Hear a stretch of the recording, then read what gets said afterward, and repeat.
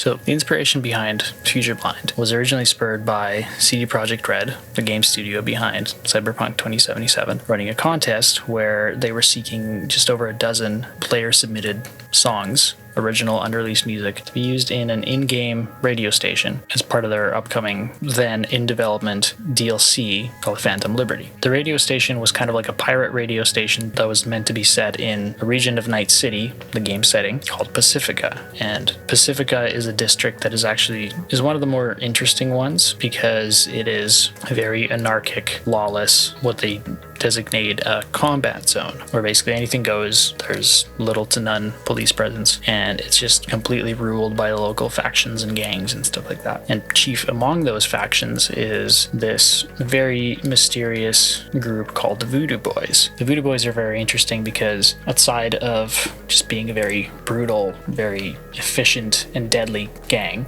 in their methods, they're also very experienced net runners and experts of navigating the net. Now, the net in the world of Cyberpunk is vastly different than the internet as we know in our world, because especially by this point in 2077, it is highly fragmented. So according to the lore of the game, some 50 odd years ago, there was this legendary hacker who, in his quest to really stick it to the corporations that are running to the world, he unleashed this virus that essentially tore down all of the corporate firewalls and was essentially designed to unleash all of their data. It was the equivalent of just like pulling all of their pants down, and all of their records and everything that they had in storage would just be out in the open for everybody to see. How this backfired was the fact that a lot of these corporations had like paramilitary wings to them, and within those wings were military grade artificial intelligences that were designed to be weapons. Some were completely uncontrollable, and once unleashed upon the internet, they went completely amok, started causing all this chaos, and the whole net just came crashing down as a result. To combat this, a faction called Netwatch, who were corporately sponsored, but they're essentially like, you could say peacekeepers, or they're just the ones that are just trying to keep it all together, essentially. They designed this firewall to protect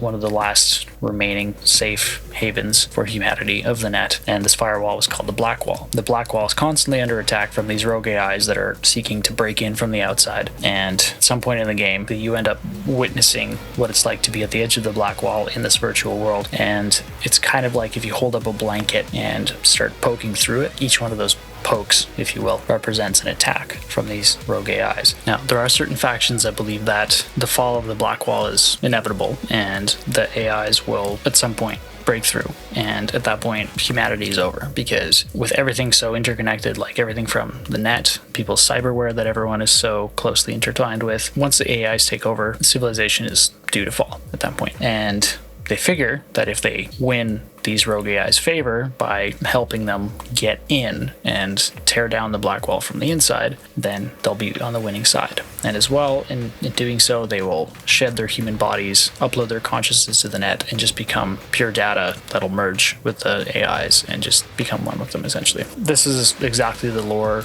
that I injected into the lyrics, but much like so many other narratives within the game, you think things are going a certain way, and then all of a sudden you get completely sideswiped and everything backfires, kind of thing. And so by the end of the song, this faction realizes this is all a mistake, but oops, too late, etc. So that's kind of what it's about, and I spent a lot of time replaying the game, immersing myself in that world, and just really getting myself into that headspace, try to capture that feeling and transduce it within the song, if that makes sense.